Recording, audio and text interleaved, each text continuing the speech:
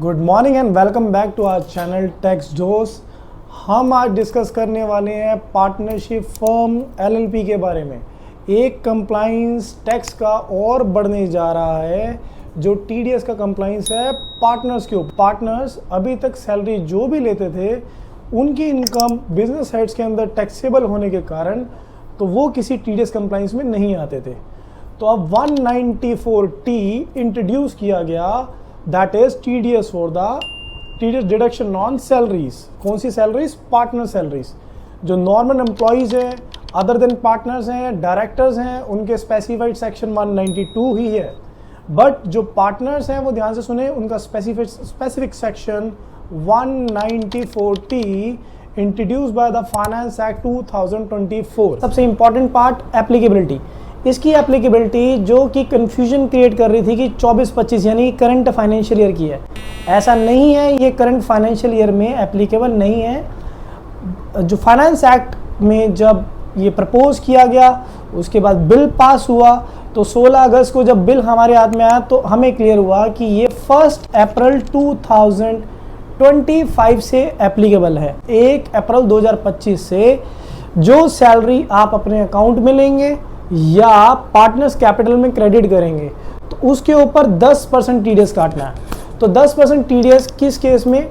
जो रेजिडेंशियल यानी कि इंडियन ओरिजिन या इंडियन रेजिडेंट हैं उसके फ्लैट 10% हमने टीडीएस काटना है। जो अदर देन रेजिडेंशियल या that is non residential case, उसके केस में 10% plus education cess, secondary education cess, higher education cess, ये आपको ऐड करके डिडक्शन करना है। ध्यान से सुनना, पार्टनरशिप फर्म एंड एलएलपी, क्योंकि एलएलपी के अंदर पार्टनरशिप एक्ट अप्लाई होता है तो यानी कि पार्टनरशिप एक्ट एंड एलएलपी दोनों पे एप्लीकेबल है। तो अगर आप एलएलपी में डेजिग्नेटेड पार्टनर्स हैं या पार्टनर्स हैं तो भी आप इस सेक्शन के अंदर आते हैं तो अपना कंप्लाइंस करें। अब छोटी पार्टनरशिप फर्म जो लास्ट बेसिस में अपना साथ में इनकम बुक करती थी या सैलरी बुक करती थी तो उसको प्री प्लान होना है। जो बड़ी फर्म्स या अच्छा जिनके पास सिस्टम है, जिनके पास अकाउंट स्ट्रीम है, तो वो पहले से इसको कंप्लाइंस वर्क में डाल लें, तो अपने लॉग बुक में डालना ना भूलें। अब हम बात करेंगे कि इस टीडीएस के अंदर सैलरी इनकम आती है या टोटल रेम्यूनरेशन आपको इंक्लूड करना है। सैलरी और रेम्यूनरेशन में डिफरेंस क्या है? Remuneration include bonus, commission, salary and other income. जो भी आप पार्टनरशिप फर्म से लेना चाहते हैं, लेते हैं इन एनी फॉर्म, तो वो इस स्लैब के अंदर आती है, दैट इज रेम्यूनरेशन के अंदर। तो ये एप्लीकेबल होता है टोटल रेम्यूनरेशन के पार्ट के ऊपर। एग्जांपल लेंगे कि मान लेते हैं कि आपकी कमीशन आपने अपनी पार्टनरशिप फर्म से ली।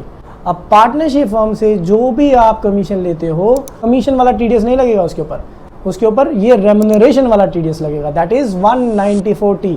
This is the one of the example. अगर आपको कुछ डाउट्स है, कुछ है, तो आप डायलॉग बॉक्स में डाल सकते हैं। तो बिफोर एंडिंग आपको अलर्ट करूंगा कि इस सेक्शंस के लिए आप प्री प्लान हो। जो छोटी फर्म्स वाले हैं उसको ध्यान देना जरूरी है क्योंकि एवरी मंथ आपको टीडीएस काटना है, कंप्लाइंस करना है। एंड बड़े वाले अपने लॉग बुक में डाल लें, अपने अकाउंट्स टीम, अपने फाइनेंस टीम को बता दें कि ये सेक्शन की एप्लीकेबिलिटी 1 अप्रैल 2025 से है। बिफोर एंडिंग चैनल को सब्सक्राइब करना ना भूलें। अगर कोई भी डाउट रहता है तो हमसे जुड़े रहें।